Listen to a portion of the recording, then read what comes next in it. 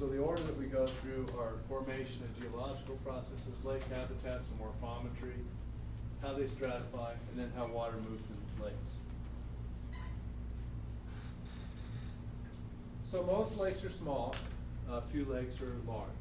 And we'll find out that that's the same with streams too. Most streams are small and some are very large rivers. Lakes tend to be the most common glaciated region, and we can talk about the global distribution.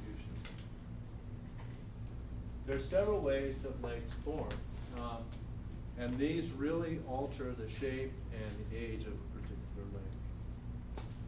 And so we have this whole list of different ways they can form. Let's see if I've got examples. I'll give you examples of some of these. So glacial is very, tectonic is the first of these. Tectonic lakes happen with slips or faults and movements of the Earth's crust. So we can have a graben, which is where a block drops down and it leaves a hole, or a horst lake where there's actually this tipping, and then that little part where it tips and slits down makes the lake. These lakes are the oldest lakes that there are, the geologically formed lakes like this. So Lake Baikal, the African Valley Rift Lakes are millions of years old, and that's because they can be very deep and they're geologically formed, and they're not influenced by filling up nearly as quickly as some of the other lakes. And this will have big geological effects. The most common forms of lakes are glacially formed lakes, and particularly in the high latitude due to the high north or the high far down in the southern hemisphere.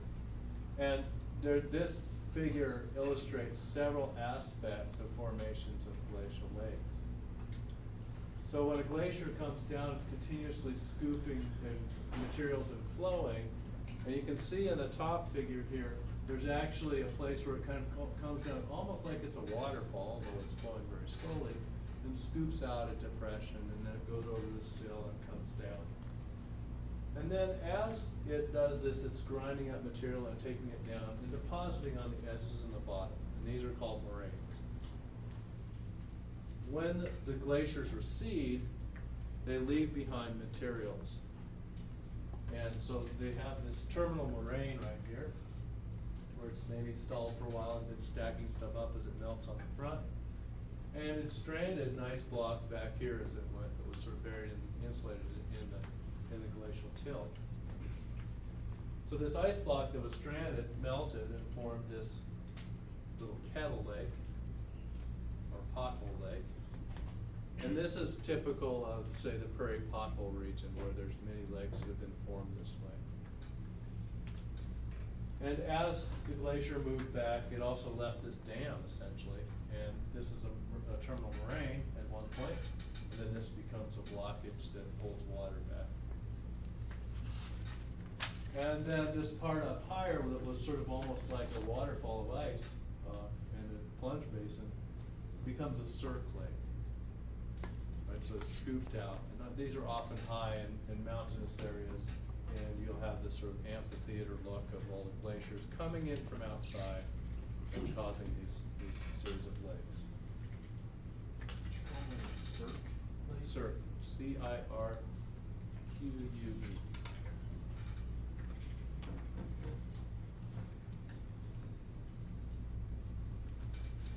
So we can go back up to this table. We have these moraine lakes, pothole or kettle lakes, and tectonic lakes. And if you can see some of these lakes, this is from a glacial valley in Montana looking down, where you have a cirque lake that was right here, perhaps a moraine lake, and then they make these chains of lakes, which are called paternoster. You don't have to remember that, but that's why you get these chains of lakes up high in the mountains. Okay, so there are some other areas that I mentioned that where lakes can form, and those include volcanic lakes, caldera lakes. And the very first image I showed you in this class was of Crater Lake in Oregon, and that was a lake that was formed that way, where Mount Mazama was a very large mountain, volcanic mountain. Steam pressure built up underneath, and there was a massive explosion that left behind a crater, and then the crater filled with water. It was a very dramatic event about 6,000 years ago. There were people living throughout North America, and it deposited in that region all the way up into Idaho and Nevada, a meter of ash or so. So it must have been a really extreme event. And it also altered I'm sure it altered the global climate somewhat by injecting materials up high into the atmosphere. And that becomes one of the deepest lakes in North America because it's such a deep cone.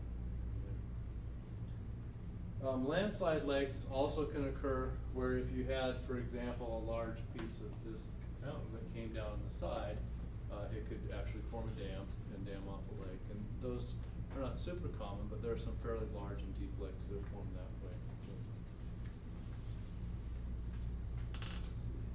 So this is an example of a landslide lake. This is Quake Lake in Montana. It is just outside of Yellowstone National Park by West Yellowstone. And you can see how the side of the mountain basically came off, slid down, and actually slid up on the other side. And there's a large earthquake. And this happened in the 50s. There were people who camped here. A number of people died in the earthquake. It was a really massive earthquake. And then you can see how the water started to pool up behind it. And these trees are stranded and they'll eventually go. So these quake lakes are actually natural dams and have very similar morphology to what Bronson was talking about with the reservoir, where you have a dam at the end and they take the shape of the river. And you can imagine, in contrast, a glacial lake is in these U-shaped valleys and they get scooped out. So they have their specific morphology as well.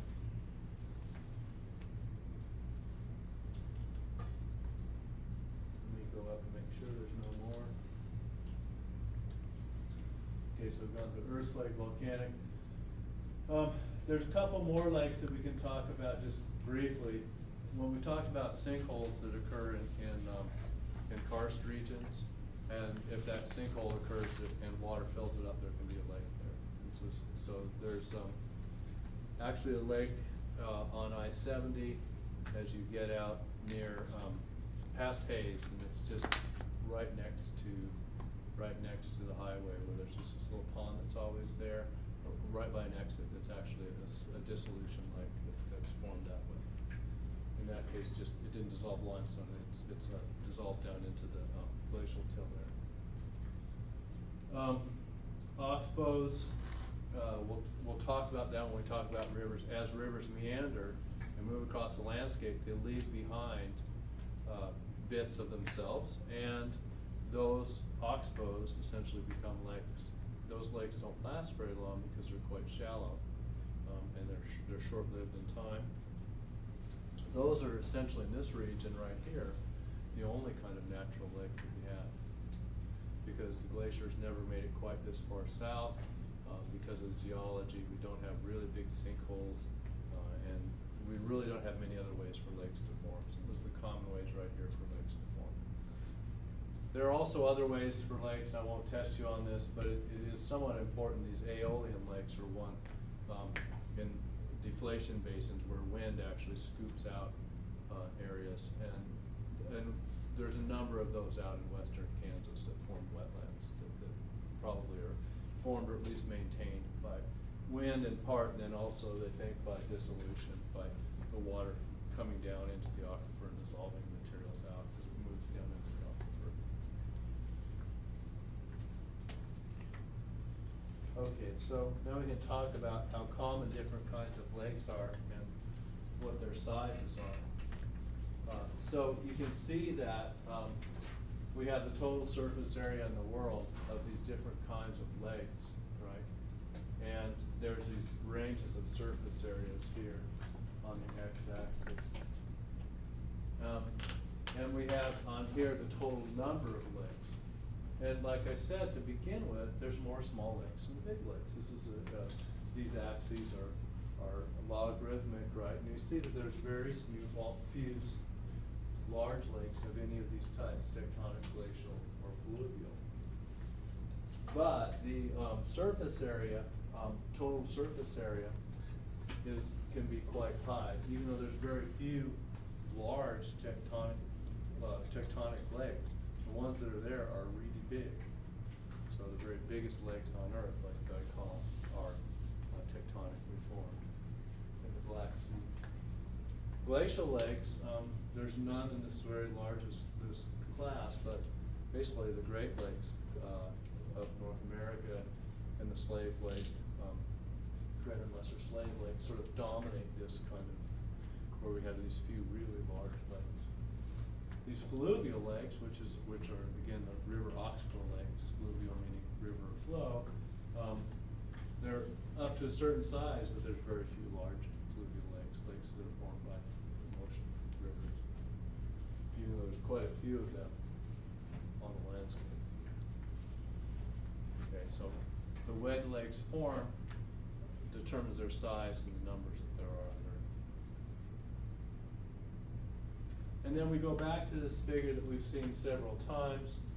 We have permanent rivers, we have wetlands, perennial rivers, and then we get down into deep intermittent lakes and permanent lakes. And we see that northern North America, Russia, Europe, these areas have large numbers of lakes. And if you ever get a chance, or if you fly to Europe, you'll basically fly this way because it's the shortest way over the top of the Earth. And you'll see, if you can see out the window, you'll see lakes as far as you can see. It's really a very impressive sight. There's quite a few lakes and wetlands and water features up there. In contrast, there are some intermittent lakes that are important, and these occur in areas, the same areas as the intermittent rivers do. And there's some very large ones in Australia, in Africa, and then throughout the western United States. Intermittent, I mean, they're dry at times, and of course, you think they're fairly shallow as well. This also makes the point that glacial lakes are quite important. That glacial that forms more lakes than any other type of lake. So we can think about lake morphometry, and this formalizes the things we were talking about, the shapes, whether they were formed on a river or whether they were formed by glaciers. And the shoreline development index is one way to do that. And that is simply the length of shoreline of any particular lake divided by what that length would be if it was the same area but it was a perfect circle. Right. So a lake like Crater Lake, which is almost a perfect circle, will have close to a shoreline index of 1.